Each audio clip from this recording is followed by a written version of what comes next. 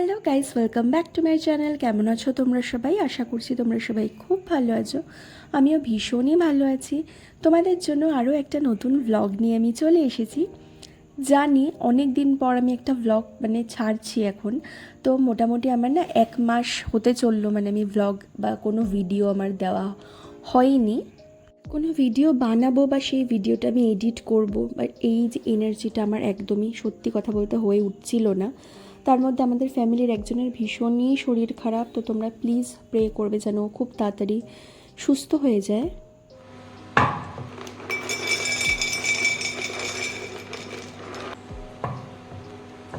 প্রত্যেক দিনের মতোই আজকে সকাল সকাল ঘুম থেকে উঠি ফ্রেশ ট্রেশ হয়ে কিন্তু আমি সবার আগে চলে গেছি কিচেনে। বাবা আর ভাই কিন্তু অনেকটা সকালবেলাতেই বেরিয়ে যায়, তো আমাকে অনেকটা ভোরবেলাতেই উঠতে হয়। আর উঠেই কিন্তু সবার আগে আমি লাঞ্চটা বসিয়ে দিই। লাঞ্চ হতে হতে এদিকে আমি হালকা ফুলকা ব্রেকফাস্টেরও কিছু বানিয়ে নিই, আর বেশিরভাগ টাইমেই কিন্তু বাবা আমাকে হেল্প করে। তো আজকে আমি লাঞ্চে বানাচ্ছি একদম সিম্পলভাবে, একদম প্লেন একটা সয়াবিনের ঝোল আর তার সাথে ভাত। আর রাত্রেবেলা ভেবেছি একটা ভালো কিছু করব, তো তাই জন্য দুপুরবেলাটি একটু হালকা পাতলা খাচ্ছি।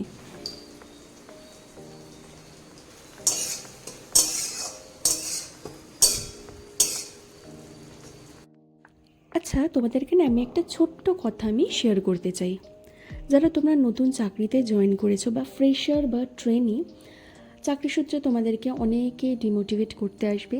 যারা হয়তো সিনিয়র আছে তারা কিন্তু নিজেদের দোষ থাকার জন্য আরামসে তোমাদের ঘাড়ে কিন্তু দোষ চাপিয়ে দিতে পারে। কাজটা না শিখে তারা এটাই এক্সপেক্ট করবে যে যাতে তুমি কাজটা খুব সুন্দর করে দিতে পারো, অথচ তাদের হয়তো কাজটা শিখতে অনেকটা সময় লেগেছে। তো ভয় পাওয়ার কিছু নেই, মাথা থেকে এইসব একদম হাঁটিয়ে দেবে। আমিও যখন চাকরি করতাম এরকম অনেক লোক পেয়েছিলাম। তুমি যদি ভুল না করে থাকো তাহলে নিজের মাথা থেকে এইসব দুশ্চিন্তা হাঁটিয়ে দিয়ে নিজের লক্ষ্যে স্থির থাকবে, তো দেখবে অনেকটা এগোতে পারবে। এদিকে লাঞ্চ রেডি করে দিয়ে আমি ভাইয়ের টিফিন বক্সটাও গুছিয়ে ফেলেছি, আর ভাইকে ব্রেকফাস্টের জন্য আজকে একটু ওটস মিল্ক দিয়েছে, আর তার সাথে একটা কিউই পড়েছিল সেটাও কেটে দিয়ে দিয়েছি।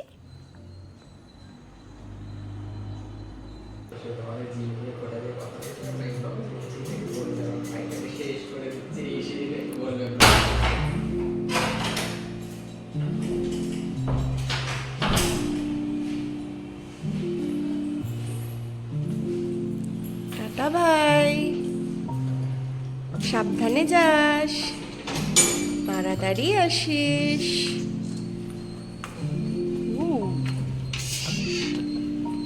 আমার ফুলের বাগিচা, ইমা এরকম নেতিয়ে গেছে কেন গাছটা? জুতো পড়ছে এখন ভাই, সেফটি শু। রোজই তাড়াতাড়ি বেরোয় কিন্তু টাটা ভাই, সাবধানে যাবি আর তাড়াতাড়ি চলে আসবি, ঠিক আছে? টাটা, সাবধানে যাবি, তাড়াতাড়ি আসবি, বাই। তোমাদের এবার একটা জিনিস দেখাই, যেটা হচ্ছে এই হচ্ছে আমার বগেনভিলিয়া গাছটা, সেই পুরনো গাছটা যাতে আমার প্রচুর ফুল ফুটেছে। এই যে এই ফুলটাতে আমি প্রচুর প্রচুর হ্যাপি যে এত সুন্দর সুন্দর ফুল ফুটেছে। টাটা ভাই, টাটা ভাই, টাটা। ওই যে ছোট সাইজ, ও যাবে এই জঘন্য রাস্তাটা দিয়ে, ওই সাইডটা দিয়ে চলে যাবে।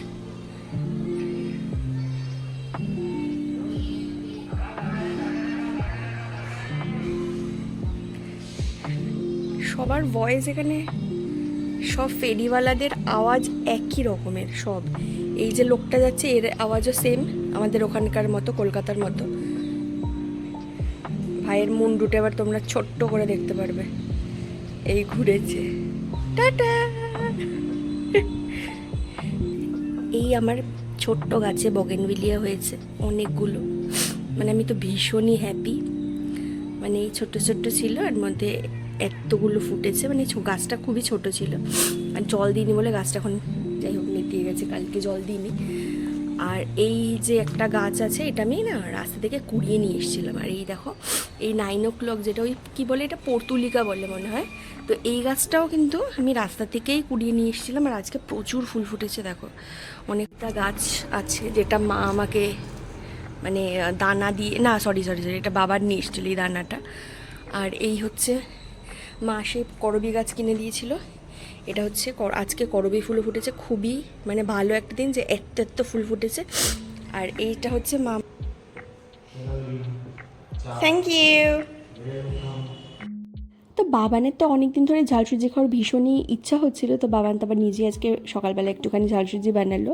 তো এরপরে আমি ব্রেকফাস্টটা করার পরে না একটুখানি হিসাব নিকাশ করতে বসেছিলাম, আর তার সাথে একটুখানি মানে সপ্তাহে আমি কী কী রান্না করবো সেটা না আমি একটু লিখে রাখি, তাহলে আমার খুব সুবিধা হয়। নয়তো প্রত্যেক দিন সকালে উঠে আমাকে ভাবতে বসতে হয় যে আমি ব্রেকফাস্ট লাঞ্চ ডিনারে কী কী খাবো।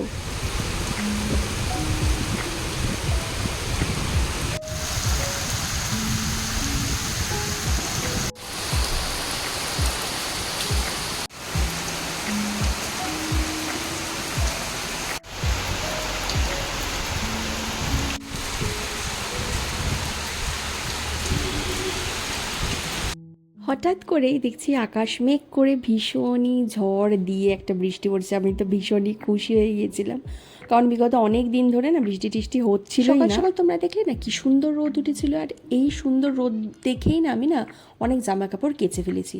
আর আমাদের বারান্দাটা মানে একটু বৃষ্টি হলেই না পুরো জল চলে আসে, তো কাঁচা জামা কাপড়গুলোতে একটাও মেলতে পারলাম না। তো তারপরে স্নান টান করে আমি একদম খাওয়া দাওয়া করে এখন একটু পেঁপে খেতে মানে পেঁপে নিয়ে বসে গিয়েছি। আমার সুন্দর কিচেনের অবস্থা খারাপ করে দিয়েছে।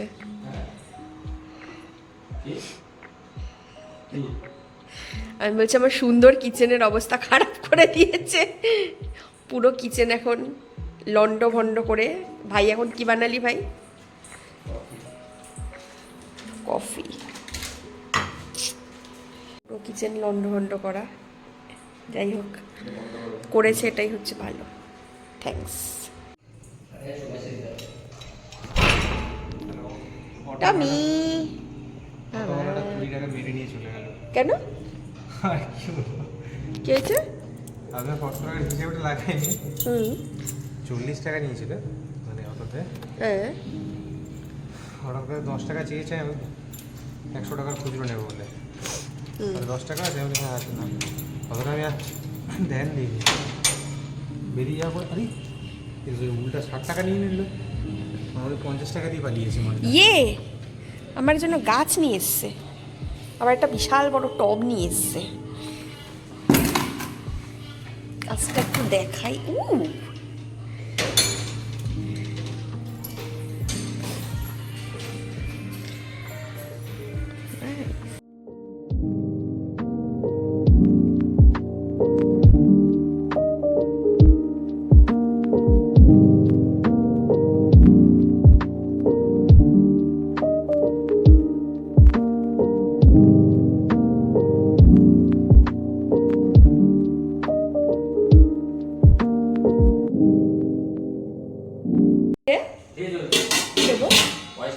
কেন?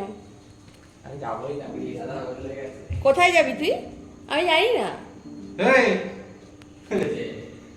চুল ফুল এরকম আছে কেন? টাক পড়ে যাচ্ছে তো মাথায়, দেখো সাইডে টাক নেই। দেবদাস হয়ে ঘুরে বেড়াচ্ছিস? দেবদাস হয়ে ঘুরে বেড়াচ্ছে। চুলটা কাটা হচ্ছে না, কালকে দেখি চেষ্টা করবো। দেবদাস হয়ে ঘুরে বেড়াচ্ছিস? এই হাঁড়িটা মাসি দিয়েছিল। বাবা এই হাঁড়িটা কত মানে তোমার পছন্দের সেটা বলো একবার।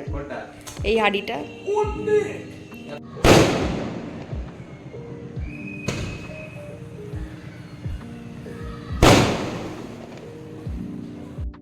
এরপর বাবান বিরিয়ানিগুলোকে একটার পর একটা সাজাচ্ছিল, এরপরে কিন্তু দমে বসিয়ে দেবে।